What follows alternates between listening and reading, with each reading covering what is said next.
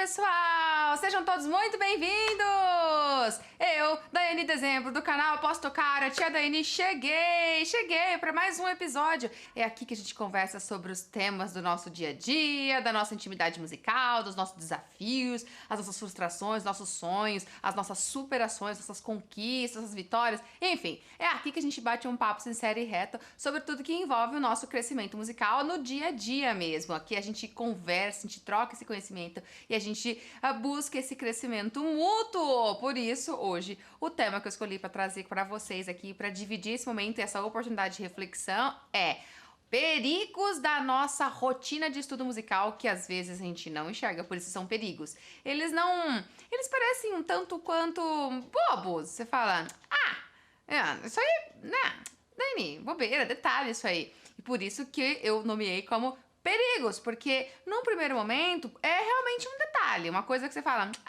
mas isso é aquele 1% que te torna pior a cada dia e que te atrasa na sua probabilidade de crescer cada vez mais na música. Então, eu quero desde já começar para falar para vocês que a maioria das coisas que eu vou falar aqui são coisas que vocês provavelmente já vivenciaram, ou vivenciam, ou veem seus alunos fazendo, ou já fizeram, tá bom?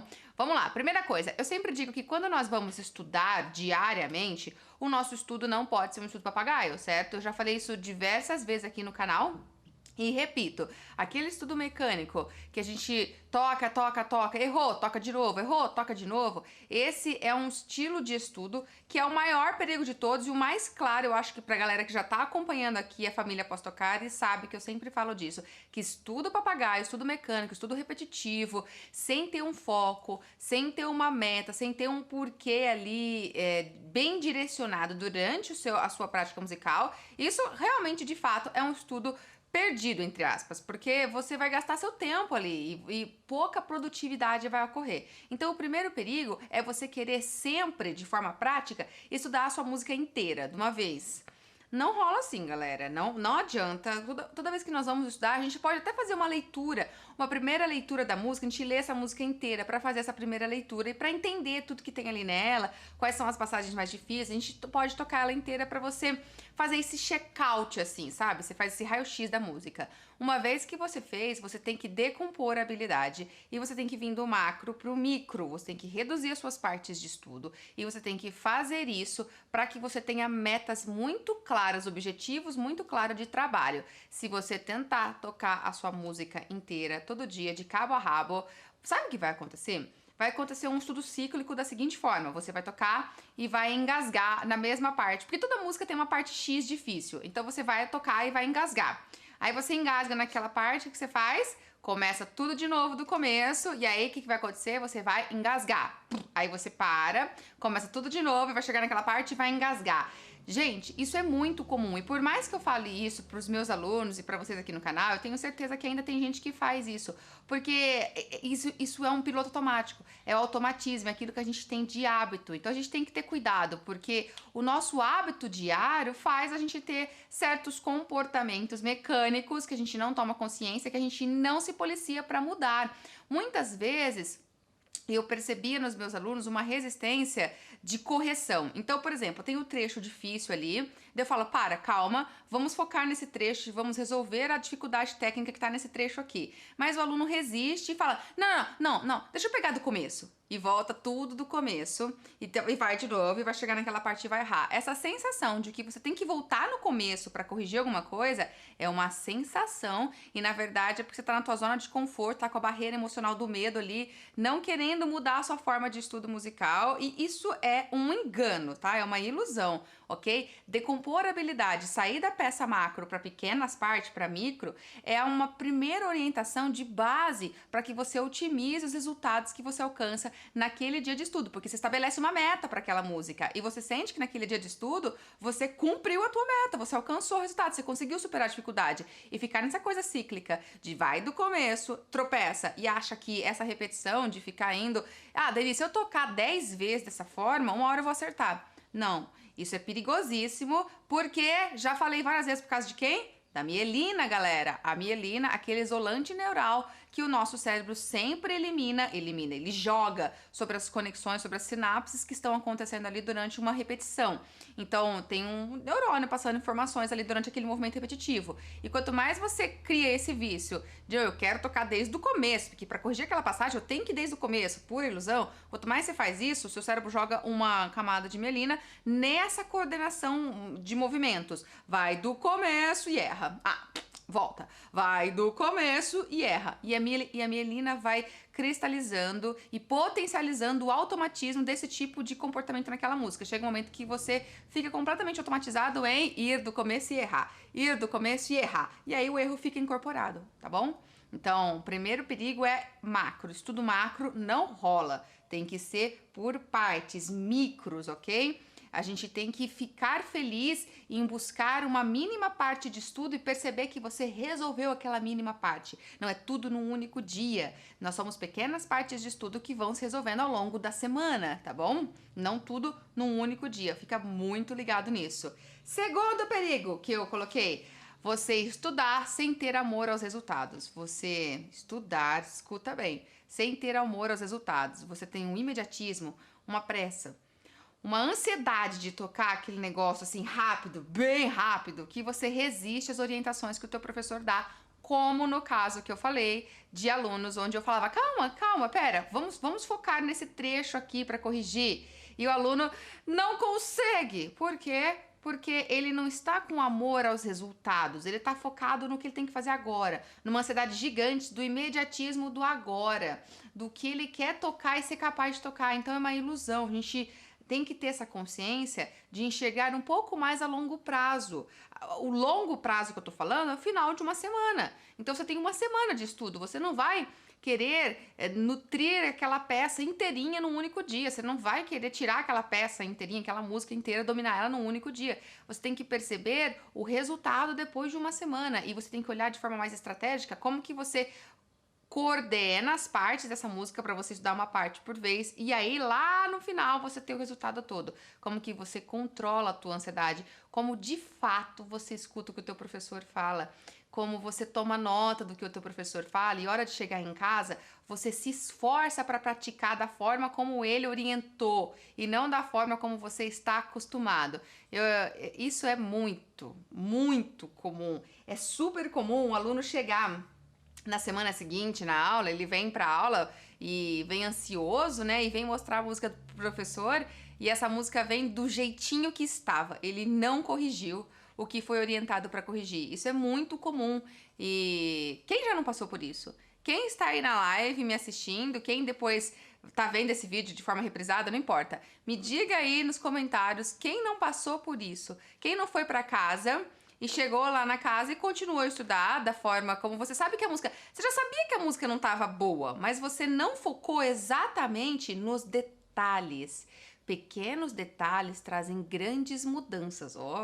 A frase clichêzona, né? Pequenos detalhes de correção trazem grandes resultados que a gente não foca. A gente sabe que não tá boa. O professor dá uma orientação, a gente escuta, mas a gente não foca em como corrigir aquele detalhe. Isso quando o professor dá a orientação. A gente tem que focar em detalhes de correção e por isso a visão do micro. E a gente tem que se esforçar para repetir aqueles detalhes. Eu tinha alunos enfim, que não tem paciência para ficar tocando uma parte e ficar repetindo essa parte. Era muito assim, era muito curioso, porque como eu sou uma professora muito expansiva, sou muito... dou muita liberdade para os meus alunos, então... Os meus alunos eram muito eles, à vontade comigo. Eu tinha uma aluna, eu falo tinha porque eu não estou mais dando aula presencial, né? Eu tinha uma aluna que eu gosto muito, como de todos os outros eu gosto, e a gente tem uma grande relação de amizade, e ela realmente ficava muito nervosa. Quando eu insistia para ela tocar mais algumas vezes, para ela focar nessa forma de cantar, de solfejar, ela tentava 3, 4 vezes e a impaciência era tão grande que ela falava assim, ai, Dani, pera, calma, Dani. E também era adolescente, né? Então ela transbordava um nervoso, ela já queria começar de novo do começo. Então essa impaciência de não ter amor aos resultados e de não realmente se acalmar para focar em detalhes faz parte de uma imaturidade física, Sim, quando nós somos mais jovens, a gente também é totalmente assim instável, super ansioso, a gente quer a coisa pra ontem. Conforme nós vamos ficando mais maduros fisicamente, emocionalmente e musicalmente, nós percebemos que isso é bobeira. A gente percebe que isso é um fato, uma bobeira, porque a gente foca nos detalhes. Quanto mais micro, quanto mais você otimiza uma partezinha e quanto mais você gera um estudo de repetição focada naquela correção, não é uma repetição mecânica, focada na correção, focada no movimento correto que você vai fazer, mais você se sente bem porque a tua meta foi cumprida aquele dia, e aí você vai somando pequenas partezinhas. Hoje eu cumpri essa meta, eu alcancei o domínio dessa, amanhã eu alcanço daquela, e eu vou unindo isso, e no final da semana eu consigo tocar a peça. Então a gente precisa ter amor aos resultados, tá? Calma! Calma e foco em detalhes, é muito importante. A gente jamais pode se permitir ter um estudo sem concentração. Sabe, isso é um perigo gigante. Sabe aquele negócio de falar assim, você chega da aula, né, vem pra casa, guarda seu material, e daí 2 ou 3 dias você vai pegar o material pra estudar, porque você não estuda logo em seguida da aula. Você pula uns 2 ou 3 dias, é ou não é? Você pula uns 2 ou 3 dias, daí a hora que você vai pegar seu material pra estudar, você olha pra música e fala assim: que eu tenho que fazer aqui mesmo? O que eu tinha que fazer aqui mesmo? O que eu tinha que corrigir? Por quê? Porque durante as aulas você não fez o simples fato de tomar nota, de anotar o detalhe da correção que o seu professor estava falando. E às vezes, eu já falei o perigo disso, no nosso sistema tradicional, nós temos uma ansiedade, inclusive por parte do professor, de querer trazer uma série de correções. Numa única aula, o professor aponta várias coisas para você corrigir. E isso, na filosofia Suzuki, na abordagem Suzuki de ensino musical, não é adotado. Na abordagem Suzuki de ensino musical, é uma correção por vez, uma correção por peça. Pra quê? Justamente para que a gente tenha foco de meta. Foco é uma correção por peça. O professor Suzuki dá uma única correção. Alma Dani, você tem que corrigir um monte de coisa. Uma por vez, uma por semana. No ensino tradicional não é assim. O professor aponta um monte de correções. Ah, tem que corrigir esse dedo aqui, aqui essa afinação, aqui embaixo é o ritmo, ali não sei o quê. E daí você fica atordoado. Se você não toma nota exatamente, você chega em casa e aí você fala, o que eu tinha que melhorar? Aí você simplesmente fala, não, tá bom, eu tenho que estudar, eu vou repetir de novo. E aí cai no perigo do estudo papagaio, no estudo de repetir inteira, porque eu tenho que melhorar. Mas falar, tem que melhorar é uma resposta muito vaga. Você tem que ter a concentração exatamente precisa do que eu tenho que melhorar e como eu vou resolver isso, tá bom?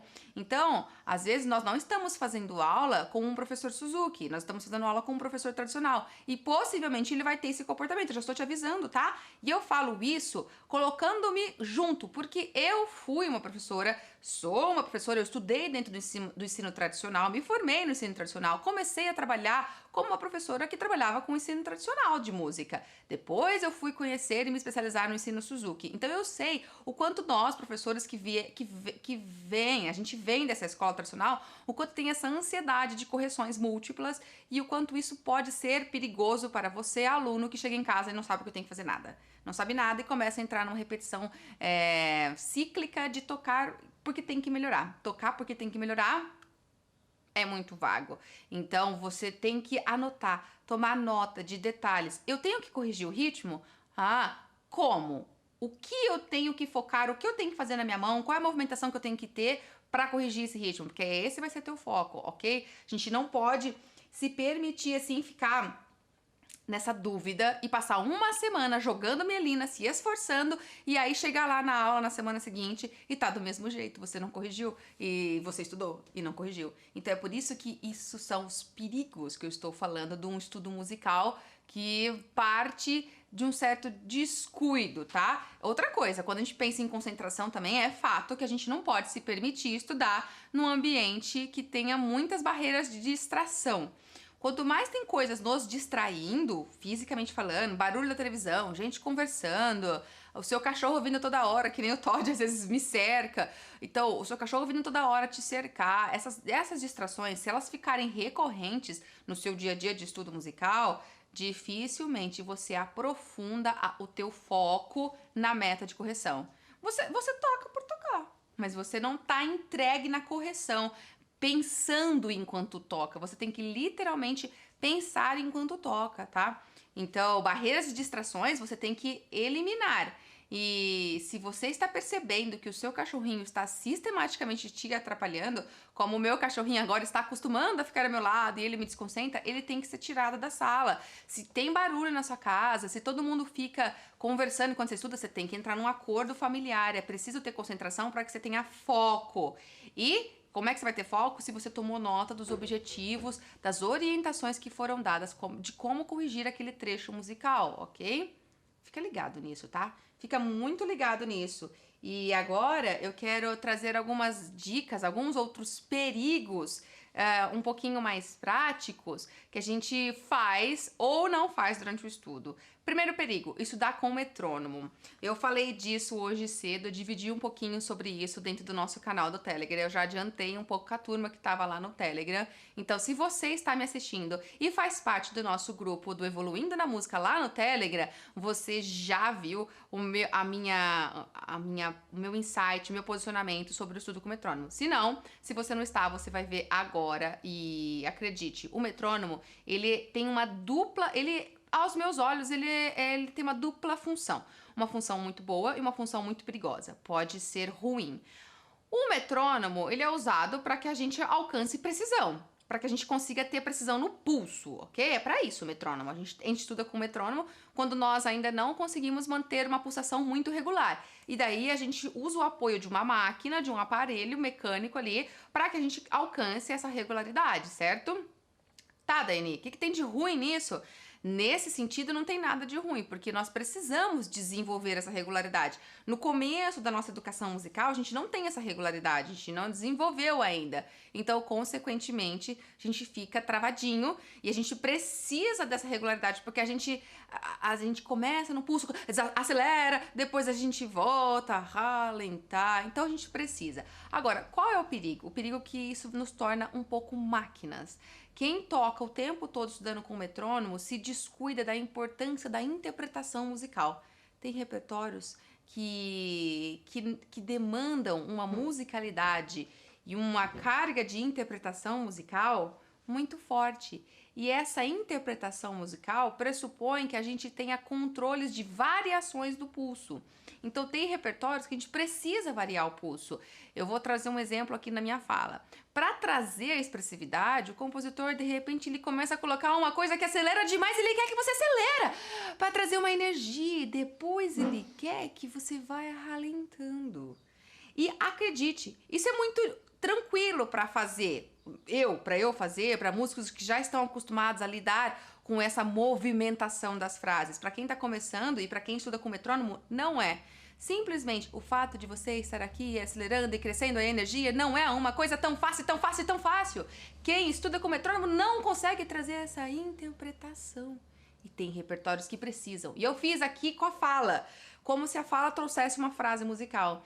Você deve estudar com metrônomo quando o teu repertório, ele exige precisão. Você está tocando samba, você está tocando chorinho, você está tocando músicas pop que são muito metrificadas. Sim, você tem que desenvolver precisão. E se você não está conseguindo, use o metrônomo.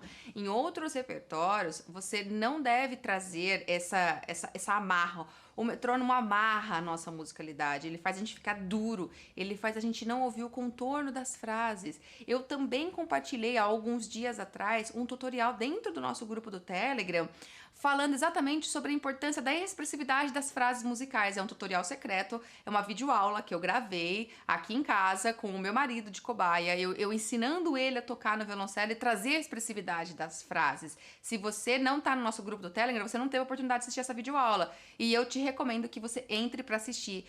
Nesses casos, dessa interpretação, o metrônomo não é indicado. Não, ele vai te amarrar, ele vai te deixar duro na sua interpretação musical e não é legal, entende? O metrônomo tem que ser usado com parcimônia. A gente tem que ter cuidado e temos que ver qual é o objetivo de usar o metrônomo. Se dá o metrônomo o tempo todo, não é bem assim. Ah, Daiane, mas eu não consigo manter o pulso. Eu recebi uma pergunta dessa. Na verdade, quando a gente não consegue manter um pulso e o nosso repertório não precisa que usa o metrônomo o tempo todo, talvez numa única passagem, o principal problema disso, um dos principais problemas, é que a gente não tem controle da leitura rítmica, do que está por trás das partituras. A gente não consegue ir acompanhando as células rítmicas enquanto nós estamos tocando. Veja, aprender célula rítmica de forma independente, dentro de um contexto de estudo de percepção ali, é uma coisa. Agora, você unir a célula rítmica na hora que você está lendo a partitura e manter a tua concentração na célula rítmica é outra. Isso demanda treino e demanda orientação. Às vezes, em muitos dos casos, é por isso que perde o pulso enquanto está lendo. Não é porque não tem a regularidade, é porque você desfoca de manter a pulsação, porque você fica tentando entender as figuras e você não lê células rítmicas, você fica tentando ler figuras musicais ou notas, ou você fica lendo apenas notas, do, ré, mi, fá, sol, lá, si, e nem tchum, você não amarra essas notas numa célula rítmica. Então, o segredo principal para que a gente se desamarre do metrônomo e não perca o chão é que você entenda o que está sustentando o sentido das frases. Galera, o que sustenta o sentido das frases musicais é a escrita rítmica, é a célula rítmica. Se essa célula não estiver muito firme na sua leitura, a tua frase fica sem sentido. Você perde o pulso, você não consegue nem partir para a parte da interpretação e também não consegue usar metrônomo se é o caso de usar metrônomo. Então, a essência por trás é o perigo de você não estar enxergando a importância da célula rítmica. E eu digo já, vou compartilhar ainda hoje um outro tutorial secreto dentro do nosso grupo do Telegram. Então, eu vou fazer uma videoaula falando sobre isso, sobre essas células rítmicas e sobre essa incorporação das células rítmicas dentro da leitura. Vou gravar e vou disponibilizar lá. Quem tiver lá vai ter acesso a essa videoaula. Então, chega junto, fica ligado no nosso canal do Telegram para que você possa pegar essas dicas práticas, tá bom? Usar o metrônomo com parcimônia, ele pode ser perigoso, especialmente se ele estiver camuflando uma dificuldade de leitura rítmica, tá bom? E travando a sua interpretação musical. Outro perigo na música, galera, estudar sem o quê? Sem uma referência de afinação. Cara, estudar sem uma referência de afinação acontece muito na área do piano. Por quê? Quando nós vamos fazer aula de piano, nem sempre nós temos os melhores pianos para estudarmos. Então a gente vai nas escolas de música, nos conservatórios, tem os pianos acústicos. Os pianos acústicos, na sua maioria, estão muito desafinados.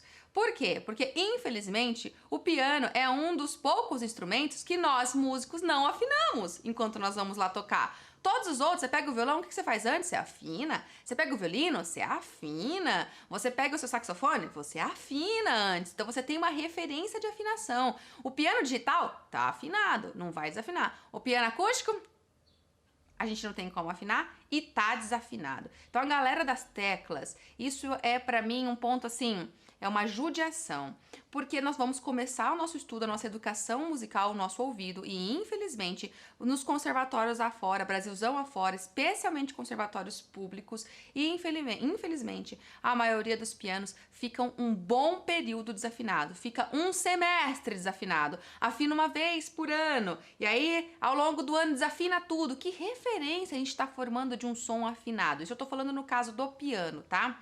Então, a gente precisa ter cuidado, a gente precisa cobrar um pouco também das iniciativas públicas. Nos conservatórios particulares já é diferente, das escolas de músicas particulares, porque há um cuidado e um investimento maior nisso, tá? Os públicos... E agora, outra coisa, quando a gente tá começando a estudar um instrumento, a gente não tem referência de que tá afinado ou que não tá afinado. Você não sabe, você não reconhece o que é um som afinado ou não. Eu demorei anos pra entender o que era um som afinado. Não tinha isso, não tinha essa referência, não percebia. Pra vocês terem ideia de como foi, assim, a minha bagagem musical, a gente vai percebendo que a gente tá com defasagem ali anos depois, né? Pra vocês terem ideia, eu, quando entrei na faculdade de música, eu não tinha a menor noção de tonalidade, não tinha referência no meu ouvido de tonalidade. Então eu estava tocando uma música e eu errava muitos acidentes ocorrentes. Eu estava tocando uma música, por exemplo, em Ré maior, que tem Fá e Dó sustenido, certo? E eu fazia por diversas vezes esse Fá e esse Dó natural. E pra mim, ele não fazia falta. Hoje, pra quem tem um ouvido já de tonalidade, tem a tonalidade no ouvido, hoje é uma coisa que você escuta e faz... Hã? Como que ela ficava tocando sem o sustenido e não percebia? Eu não percebia. Eu levava tantas broncas do meu professor, ele me dava bronca mesmo, ele ficava nervoso. Chegou uma hora que ele falava, eu não acredito que você não tá percebendo que tem esse acidente e você não tá pondo, porque... De novo, meu ensino foi mecânico, meu ensino foi um tanto quanto no papel, a teoria totalmente, minha formação musical.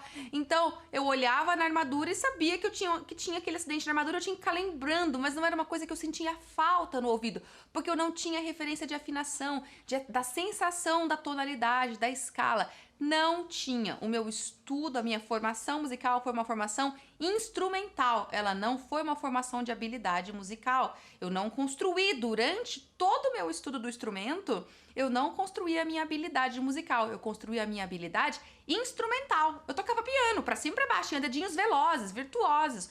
E daí? Eu não tinha musicalidade, que é a nossa habilidade musical bem formada, bem construída. Eu demorei, tive que correr atrás ali ao longo de anos pra frente, 5 anos pra frente, pra começar a desenvolver essa referência de afinação. Enfim, isso mostra o quanto quando a nossa base, a nossa habilidade musical não tá bem construída, o quanto a nossa formação musical fica defasada e a gente toca instrumentalmente, mas toca que nem um robozinho. A gente sabe ler, era o que eu sabia fazer. Eu sabia ler, sabia técnicas assim do piano, mas tava muito longe de uma musicalidade, entende? Então, tocar com uma referência de afinação é muito importante. É um perigo enorme não ter um instrumento afinado. E quando nós estamos tocando um instrumento onde nós produzimos a afinação, por exemplo, instrumentos de cordas friccionadas, instrumentos de sopro, somos nós que produzimos a afinação. No começo, você também não vai ter ideia e uma referência correta se você está gerando um som afinado ou não. Como que você pode evitar e pode conseguir melhorar isso? Você tem que estudar com um afinador do teu lado. Você tem que estudar com o afinador do teu lado. Você tem que ouvir muita coisa. Você tem que ouvir muito a peça que está estudando para que essa referência do som que você tem na peça possa ficar internalizada e memorizada em você. E assim, por comparação de memória, você vai perceber que o teu som não está igual ao som que você ouvia. Tem que ouvir muito e tem que ligar um afinador do teu lado. Você tem que estudar com o afinador para você ir percebendo que movimentos corporais da embocadura ou ali do teu instrumento que você tem que adequar para que esse som fique afinado, para que você vai buscando a afinação. É um perigo você fazer um estudo e descuidando da afinação. Tem instrumentos que somos nós, músicos, que produzimos a afinação. Tem outros instrumentos que não, como por exemplo o piano, que eu falei. Se ele tá desafinado, a culpa é porque ele tá desafinado, tem que mandar afinar esse piano, entendeu? Não é o pianista que é o culpado pela desafinação. De qualquer forma, todos nós, independente do instrumento que a gente toca, todos nós temos que construir uma referência de afinação. É um perigo estudar música e não desenvolver isso. É um pecado até. Porque música é sensibilizar a escuta. E como que a gente pode descuidar disso, né? É um dos primeiros pontos, tá? Então, ponto que eu trouxe aqui. Outro ponto, outro perigo, estudar sem se gravar. Poucos fazem isso. Você faz isso? Você se grava? Quando você estudou, você não precisa se gravar todos os dias, tá? Você tá num processo de dominar uma música, de aprender uma peça musical ali. E daí você olha e faz o quê? Tá começando a ficar incorporado. Eu estudei essa peça aqui pela parte micro, estudei mais essa, tô começando a conseguir coordenar e dominar ela, certo? E aí, você escuta a tua referência, a interpretação daquele músico que você gosta, você tem uma referência que você usa como modelo para ser capaz de tocar igual ou melhor, sob a sua versão, sob a sua interpretação, certo? Você se grava? A gente deveria, é muito importante se gravar. Você está começando a conquistar o domínio dessa peça? Põe um gravadorzinho do lado, se filma ou se grava só o som e analise a sua performance. Nós descuidamos disso. E eu digo nós porque eu digo nós, eu me incluo no meio. Nós nos descuidamos desse detalhe e é importantíssimo porque a gente pensa que escuta a versão que estamos tocando. Nós não escutamos enquanto estamos estudando. Quando você se gravar, você vai lembrar do que eu tô falando. Você vai ter uma reação de choque. Você vai falar, caraca, sou eu que tô tocando? Tá desse jeito? Não, eu não percebi. Lógico que os gravadores que a gente tem, o celular que a gente tem pra gravar, não tem uma qualidade absoluta e super fiel, né? Ele vai deturpar um pouco. Ainda assim, você vai perceber coisas na tua forma de tocar que não é o correto, porque você vai lembrar da gravação que você tem de modelo e você vai falar assim, cara, eu não tô fazendo certo essa parte. E isso quem mostra é essa análise crítica que você faz da tua gravação. Então nós temos que ter esse cuidado de nos gravarmos enquanto estamos tocando, tá bom? Especialmente quando a gente já tá numa fase de dominar um pouco mais a peça, ela tá entrando num campo de domínio, de performance maior. A gente tem que se gravar. Fica ligado, tá? Esse é um perigão que muitos de nós nos descuidamos, tá? E quanto mais profissionais nós vamos ficando, mais a gente percebe a importância e começamos a nos atentar para isso, tá? Estude se gravando. Super, mega, hiper importante, tá? Outro detalhe, outro descuido que a gente tem, outro perigo. A gente tem um ciclo de execução de repertório que funciona da seguinte maneira. A gente estuda, se dedica naquela música, daí a gente ficou bom naquela música, a gente engaveta ela e vai pra próxima. Para de tocar ela. Começa a estudar outra. Ah, agora é essa aqui que eu vou. Parei de tocar aquela. E não faço revisão daquela. Não volto pra estudar aquela. Eu estudei pra caramba. Eu estudei muito aquelas 4, 5 músicas. E daí eu aprendi. Yes, show. Guarda elas, vamos pras próximas. A gente tem que ir pra próxima, lógico. Você não vai ficar estacionado, não é isso que eu tô falando. Você tem que buscar novo repertório. Só que o perigo está em não fazer revisão de repertório. Você tá sempre numa sensação que você tá aprendendo coisas novas e você não forma repertório. Repertório de apresentação. Quando as pessoas chegam pra você e falam assim, ai, que legal! Poxa, você toca teclado, toca uma música aí pra mim. E daí você não tem nenhuma música pronta que você tá dominando pra valer e que você se sente confortável de apresentar em público. Eu fiz um podcast aqui falando, tá no nosso canal, você pode entrar nas playlists do podcast do nosso canal do YouTube, você vai achar ele rapidinho. Eu fiz um podcast falando sobre a importância... sobre como lidar com o medo de se apresentar para as outras pessoas. Um dos pontos que a gente trava e não tem coragem de se expor em público é porque a gente não sente segurança naquilo que a gente toca. A gente sabe que talvez a gente vai errar, a gente corre o risco de errar. E essa certeza que a gente tem que estar ali guardadinha é que gera toda a ansiedade, todo o medo de se expor em público. Aí é que entra a importância da revisão de repertório. A gente tem que revisar repertório. Você aprendeu aquela música, você não tem que parar de tocar ela. Você tem que continuar mantendo ela no seu estudo diário. Por quê? Porque ela atinge um nível de automatismo gigante, ela começa a ficar muito fácil pra você. Porque ao mesmo tempo que você tá mantendo o estudo dela, você tá indo pra frente estudando outras músicas mais difíceis. Então ela começa a ficar tecnicamente muito fácil. Ela é uma música que você começa a ter certeza ao longo do tempo que você sabe tocar. Porque você está evoluindo tecnicamente no outro repertório, e com essa aqui você fala, meu, tá chuchu. Hora que você tem que se apresentar, que você tem que tocar alguma coisa pra alguém pede, ou você quer mostrar pra alguém, você tem confiança em músicas pra tocar, que são essas que você já aprendeu e já dominou. Nós temos é muito comum a gente fazer isso. A gente estuda e engaveta. Estuda e engaveta. Não podemos engavetar, a gente tem que ter a prática de puxar e de revisar. E olha, para isso a gente demanda um gerenciamento do nosso estudo diário, do nosso estudo, da nossa organização ali muito forte. Porque quanto mais a gente tá estudando, mais música a gente tem. Então a gente vai acumular um monte. Vai chegar uma hora que você vai falar assim, Daiane, não dá pra ficar tocando todas. Como é que eu vou ficar tocando? Eu já tenho um monte de música. Eu vou ter que ficar passando o dia inteiro aqui estudando, porque senão eu não vou conseguir tocar todo o meu repertório. De fato, é aí que entra a questão de gerenciamento. Você tem que fazer um gerenciamento, uma rotina de revisão de repertório, entendeu? Tem que colocar no papel. Falar, essa semana eu vou revisar essa e aquela. Essa aqui eu vou revisar nesse dia, essa aqui. Você tem que fazer uma organização, gerenciamento de repertório de revisão. Faça isso. Faça isso. Cuide desse aspecto e você vai ver o quanto você vai ficar mais à vontade para tocar, para se expor com repertórios, tá bom? Vai dar diferença. Vai dar diferença muito forte. Nossa, a tia Daiane tá falando um monte hoje, né?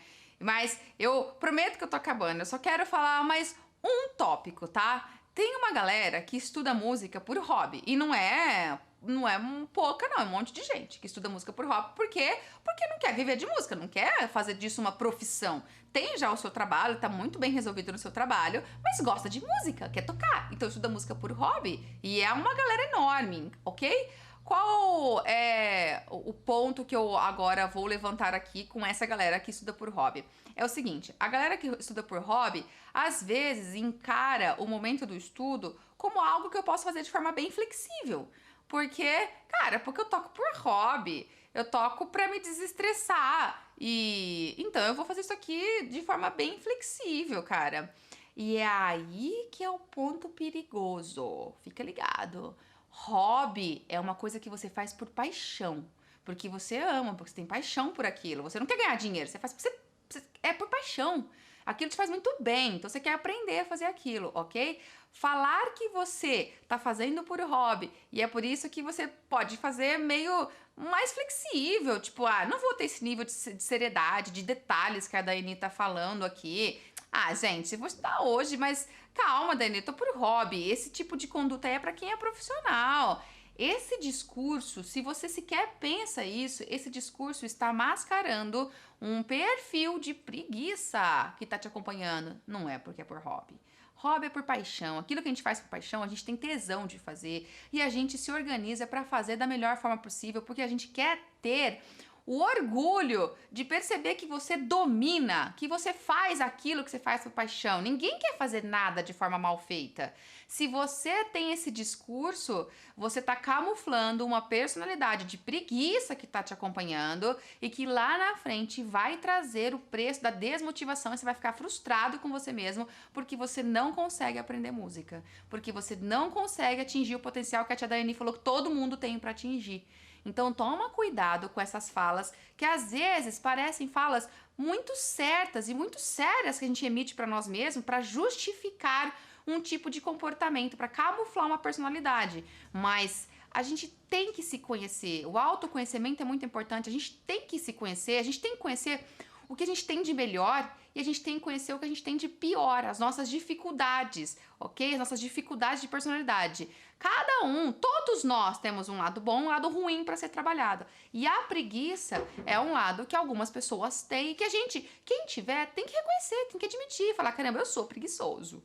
Cara, eu sou preguiçoso. A preguiça é um sentimento que nos atrasa. Ponto final. O que a preguiça traz de coisa boa para nós? Nada. Todo mundo sabe disso. Mas e daí? Eu sinto, e daí? Eu tenho preguiça. Então, uma vez que você se conhece, é o primeiro ponto de partida para você melhorar, para você evoluir. Se você reconhece que você tem essa personalidade preguiçosa, ponto, você já tá evoluindo, você já tá crescendo, você já tá mudando, porque você admitiu para você mesmo. Você parou de se enganar. E aí é o primeiro passo para que ao longo dos dias você vá começando, você vá se comprometendo a desenvolver um pouquinho mais de disciplina, de cuidado com você mesmo, porque hobby é paixão, hobby é aquilo que você faz, você se entrega, você não vê a hora passando, você quer fazer e você faz o que é necessário, com cuidado. Não tudo num único dia, mas curtindo cada detalhe, curtindo e cuidando cada detalhe. Porque os detalhes que eu falei aqui hoje, se descuidados, são pontos que amarram a tua possibilidade de crescimento, de evolução cada vez maior na música. Como eu falei no começo dessa live, desse vídeo, são detalhes. São pontos pequenos que a gente sabe. Você que está me escutando, acompanhou toda a live, sabe. Já vivenciou muitos deles. Mas a gente deixa passar, a gente se descuida. E por isso são perigos. E às vezes a gente não enxerga o quanto isso amarra e nos coloca obstáculos para que a gente possa crescer cada vez mais na música, tá bom? Então fiquem ligados. Porque era isso que eu queria contribuir com cada um de vocês que estão aqui me escutando hoje. Para que a sua rotina de desenvolvimento musical seja cada vez maior. Seja cada vez melhor.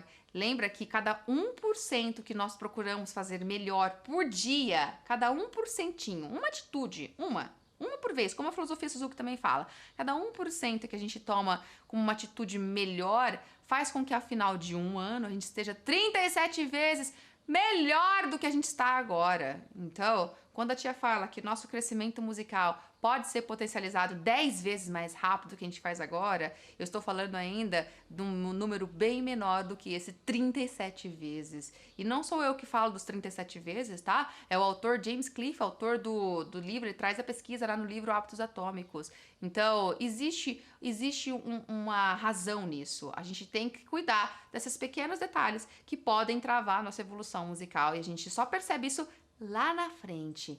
Porque o 1% que a gente deixa de ser melhor agora não é visível. Ele não é visível. Ele só aparece lá na frente, um ano depois. Um ano que você passou no seu estudo musical e percebeu que seu crescimento ficou muito aquém de onde poderia ter estado.